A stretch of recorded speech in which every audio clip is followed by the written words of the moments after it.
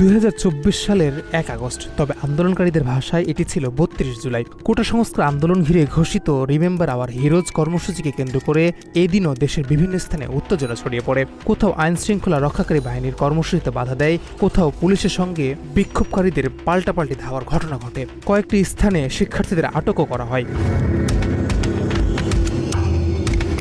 16 জুলাই সংঘর্ষের রূপ নেয়া কোটা সংস্কার আন্দোলনে প্রাণহানির পর আন্দোলনকারীরা ঘটনাগুলোকে জুলাই গণহত্যা দিবস হিসেবে আখ্যা দেয়। 21 জুলাই সুপ্রিম কোর্টের আপিল বিভাগ কোটা সংস্কারের বিষয়ে রায় দিলেও আন্দোলনকারীদের ক্ষোভ প্রশমিত হয়নি। তারা ঘোষণা দেয় 9 দফা দাবি বাস্তবায়ন না হওয়া পর্যন্ত তাদের কাছে জুলাই শেষ হবে না। সেই ধারাবাহিকতায় 1 আগস্ট তারা 32 জুলাই এবং 2 আগস্টকে তারা 33 জুলাই হিসেবে পালন শুরু করে। এই ধারাবাহিকতার অংশ হিসেবে 32 জুলাই ঢাকা সহ দেশের বিভিন্ন জেলা ও মহানগরে রিমেম্বারিং আওয়ার হিরোজ কর্মসূচি পালন করা হয়। শুধু শিক্ষার্থীরাই নয়, বিভিন্ন স্থানে শিক্ষক, আইনজীবী, সংস্কৃতি ব্যক্তিত্ব ও নানা শ্রেণী পেশার মানুষও এতে অংশ নেয়। নির্বিচারে হত্যা করা হয়েছে সেটার প্রতিবাদ এবং সেটা সুষ্ঠু বিচার যেন হয়। শিশুদের, ছাত্রদের প্রাণ যেন না যায়। আমাদের দিয়ে হবে না, হবে এই নতুন প্রজন্ম দিয়ে। এর আগের দিন রিমেম্বারিং আওয়ার হিরোজ কর্মসূচি ঘোষণা করে বৈষম্যবিরোধী ছাত্র আন্দোলন। কর্মসূচির অংশ হিসেবে শহীদ ও আহতদের স্মৃতিচারণ, নির্যাতনের ঘটনায় চিত্রাঙ্কন, গ্রাফিতি, দেওয়ালে লিখন, ফেস্টুন ও ডিজাইন আর্ট তৈরির উদ্যোগ নেওয়া হয়। একই সঙ্গে অনলাইন অফলাইনের সর্বস্তরের মানুষকে এতে অংশ নেওয়ার আহ্বানও জানানো হয়।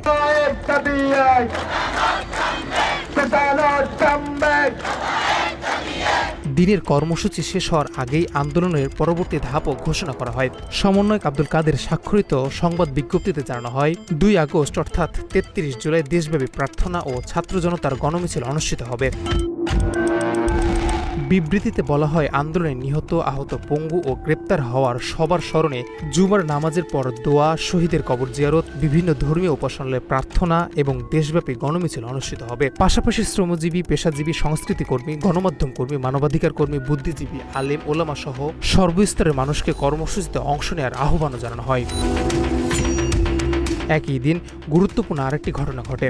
প্রায় 5 দিন ডিবি হেফাজতে থাকার পর বৈষম্যবিরোধী ছাত্র আন্দোলনের 6 সমন্বয়কে মুক্তি দেওয়া হয়। 1 আগস্ট দুপুর 1:30টার দিকে ঢাকা মহানগর গোয়েন্দা পুলিশের কার্যালয় থেকে বের হয়ে নিজ নিজ বাসার উদ্দেশ্যে রওনা হন। মাত্র 30% টাকায় জমির মালিক হয়ে নতুন বাংলাদেশের গড়ে তোলার স্বপ্ন দেখা বাংলা বসতি। সমন্বয়ক নাহিদ ইসলামের বাবা বদরুল ইসলাম জানান, ভোরে পরিবারের সদস্যদের ডিবি কার্যালয়ে যেতে বলা হয়েছিল। পরে দুপুরে ডিবির নিজস্ব গাড়িতে তাদের বাসায় পৌঁছে দেওয়া হয়। তিনি দাবি করেন, ডিবি হেফাজতে থাকা অবস্থায় সমন্বয়করা 2 দিন অনশন করেছিলেন এবং শারীরিকভাবে তারা খুবই দুর্বল হয়ে পড়েছেন। যখন প্রকাশ করে তারা চলে যাওয়ার আমরা চলে যেতে কোনো বাধা দিইনি এবং তারা চলে গেছে। এদিকে বিকেলে স্বৈরাচারী সরকারের নির্দেশে স্বরাষ্ট্র মন্ত্রণালয়ের নির্বাহী আদেশে সন্ত্রাস বিরোধী আইনের 18-র 1 ধারা অনুযায়ী বাংলাদেশ জামায়াতে ইসলামী ও ইসলামী ছাত্র শিবিরকে নিষিদ্ধ ঘোষণা করে প্রজ্ঞাপন জারি করে।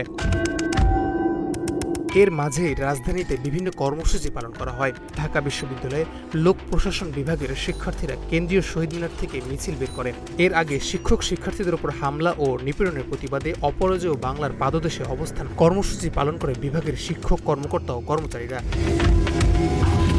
শেরেবাংলা কৃষি বিশ্ববিদ্যালয়, জাহাঙ্গীরনগর, শাহজালাল বিজ্ঞান ও প্রযুক্তি বিশ্ববিদ্যালয়, বরিশাল, রাজশাহী ও ইসলামী বিশ্ববিদ্যালয় সহ দেশের বিভিন্ন উচ্চ শিক্ষা প্রতিষ্ঠানে রিমেম্বারিং আওয়ার হিরোজ কর্মসূচি পালন করা হয় এদিন।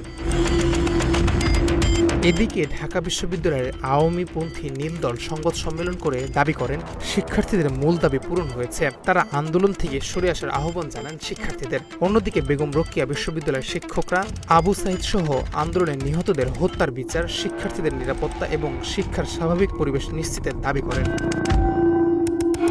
আন্দোলনের প্রক্রিয়ায় দেশের গণ্ডি পেরিয়ে আন্তর্জাতিক অঙ্গনেও ছড়িয়ে পড়ে। নিউ ইয়র্কে জাতিসংঘের সদর দপ্তরের সামনে বাংলাদেশি বংশোদ্ভূত প্রবাসীরা বিক্ষোভ করে। তারা শিক্ষার্থীদের হত্যার বিচার দাবি করে এবং একই সঙ্গে রেমিটেন্স না পাঠানোর আহ্বানও জানান প্রবাসীদের। অন্যদিকে সুশাসনের জন্য নাগরিক সুজন জানায়, সরকারের বৈধতা নিয়ে গুরুতর প্রশ্ন তৈরি হয়েছে এবং রাষ্ট্র পরিচালনার নৈতিক অধিকার সরকার হারিয়েছে। এদিকে ফ্যাসিস্ট প্রধানমন্ত্রী শেখ হাসিনার আহ্বানের পর জাতিসংঘ জানায়, কোটা সংস্কার ঘিরে সহিংসতা ও প্রাণহানির ঘটনা তদন্তে বাংলাদেশ সরকার চাইলে প্রয়োজনীয় সহায়তা দিতে তারা প্রস্তুত। জাতিসংঘ মহাসচিবের মুখপাত্র স্টিফেন ডুজারিক এই তথ্য জানান। একই দিনে 16 থেকে 21 জুলাই পর্যন্ত সংগঠিত প্রাণহানি, সহিংসতা, নাশকতা, অগ্নিসংযোগ ও ক্ষয়ক্ষতির ঘটনার তদন্তে হাইকোর্ট বিভাগের 3 বিচারপতির সমন্বয়ে একটি তদন্ত কমিশন গঠনের প্রজ্ঞাপন জারি করে ফ্যাসিস্ট সরকারের মন্ত্রিপরিষদ বিভাগ। 32 জুলাই ছিল আন্দোলনের প্রতীকী সময়রেখার এক গুরুত্বপূর্ণ অধ্যায়। একদিকে ডিবি হেফাজত থেকে সমন্বয়কদের মুক্তি, অন্যদিকে জামাত শিবিরের নিষিদ্ধের সরকারি সিদ্ধান্ত, দেশজুড়ে স্মরণ কর্মসূচি এবং আন্তর্জাতিক পর্যায়ে তদন্তের দাবি, সব মিলিয়ে আন্দোলনের নতুন রাজনৈতিক ও কূটনৈতিক মাত্রা পেতে শুরু করে। একই সঙ্গে পরদিনের প্রার্থনা ও ছাত্র জনতার গণমিছিল কর্মসূচির ঘোষণার মধ্য দিয়ে স্পষ্ট হয়ে ওঠে আন্দোলনের গতি থামেনি, বরং তা আরও বিস্তৃত পর্যায়ের দিকে এগিয়ে যাচ্ছে। শাহরের ফাহিম, বাংলা এডিশন।